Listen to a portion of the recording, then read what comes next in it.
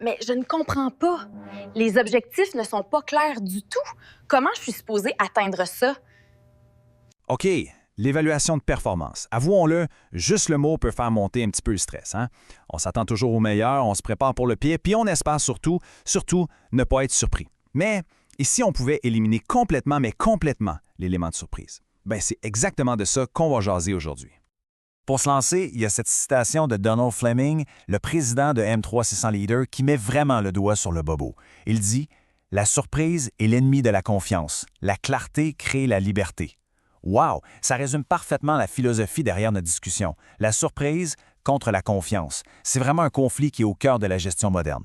Puis ça nous amène directement au premier point. Alors, commençons par le début, le problème. Un problème que, franchement, beaucoup trop de gens connaissent. C'est le fameux choc de l'évaluation, qui sort de nulle part. On connaît tous la scène, n'est-ce pas? On se fait dire que tout va bien et que notre travail est apprécié. Et puis, bang! L'évaluation annuelle arrive, puis là, une critique majeure débarque du champ gauche. Une faiblesse dont personne jamais n'avait parlé pendant des mois. Le résultat, c'est un sentiment d'injustice, c'est la démotivation totale, puis c'est la confiance qui prend une méchante débarque. C'est une expérience qui arrive bien trop souvent, puis c'est le symptôme d'un système qui, disons-le, ne fonctionne juste pas. OK, mais pourquoi est-ce que ce système-là, qui est partout, échoue si lamentablement? Faut être clair, on ne parle pas d'un petit irritant, là. On parle d'une véritable défaillance du système au complet. Les chiffres, les études, tout pointe dans la même direction. C'est assez frappant. D'abord, Psychology Today nous dit que la perception d'équité, c'est pas mal plus important que la note finale. Ensuite, il y a Gallup qui arrive et qui dit « Le secret de l'engagement, du feedback chaque semaine ». Microsoft en rajoute une couche en disant que nos journées de travail sont tellement assurées qu'un bilan annuel, ça n'a juste plus de sens. Puis le comble de tout ça, même les gestionnaires, d'après SHRM.org, sont insatisfaits du processus. C'est un système qui ne fait plaisir à absolument personne. Bon, alors la question se pose. Si le vieux modèle est brisé, on fait quoi? C'est quoi l'alternative? Comment est-ce qu'on peut passer d'un monde rempli d'anxiété à un monde de clarté?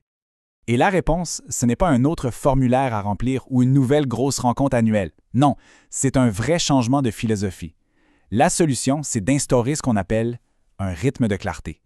Regardons la différence, c'est le jour et la nuit. D'un côté, on a l'évaluation surprise. C'est rare, c'est stressant, ça regarde juste dans le rétroviseur et ça brise la confiance. L'engagement, il chute.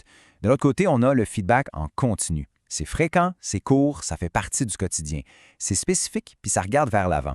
Et là, le résultat est complètement l'inverse. La confiance est renforcée et l'engagement augmente. On parle vraiment d'un changement de paradigme complet. OK, c'est bien beau tout ça, mais concrètement, on fait comment? Passons de la théorie à la pratique. Voici le plan de match pour en finir avec les surprises. C'est un plan sur 30 jours super simple à suivre. Première semaine, on s'attaque à la base. On clarifie. On définit les responsabilités, puis on s'entend sur ce que veut dire succès. Semaine 2, on met en place un rythme. On bloque des rencontres de 15 minutes chaque semaine. C'est non négociable. Semaine 3, on fait du ménage. On élague. On coupe toutes les réunions qui servent à rien pour faire de la place aux vraies conversations. Puis finalement, semaine 4, on calibre. On s'assure que toute l'équipe de gestion est sur la même longueur d'onde avec le principe zéro surprise. C'est direct, c'est faisable, puis ça peut vraiment tout changer. Puis ce qui est vraiment cool avec ça, c'est que le progrès, on peut le mesurer. Regardez ce graphique. Ça montre comment le pourcentage de rôles avec des attentes claires dans une équipe peut passer de 40 % à 80 % en juste 4 semaines.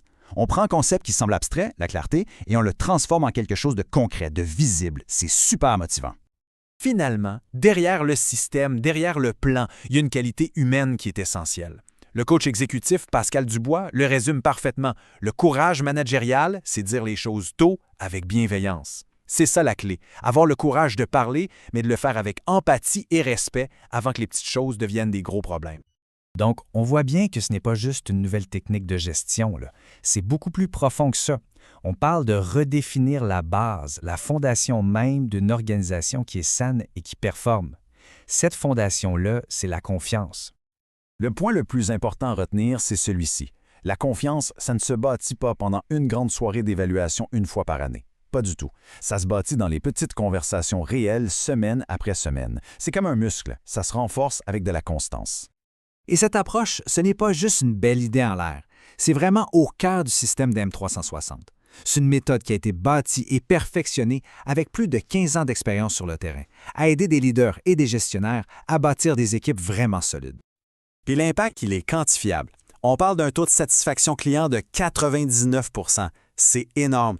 C'est vraiment le témoignage que ce processus, quand il est bien appliqué, il ne fait pas juste jaser. Il active un vrai changement, un changement durable dans les organisations.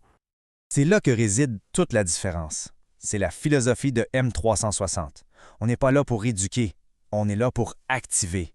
Le but, c'est de transformer les connaissances en action, les bonnes intentions en réflexes de leadership au quotidien. Alors, pour conclure, la question devient très simple. La prochaine conversation importante, celle qui peut vraiment faire une différence pour quelqu'un dans l'équipe, est-ce qu'elle va avoir lieu dans 6 mois ou dans 6 jours? Le choix entre ces deux options, c'est ça qui définit une vraie culture de confiance.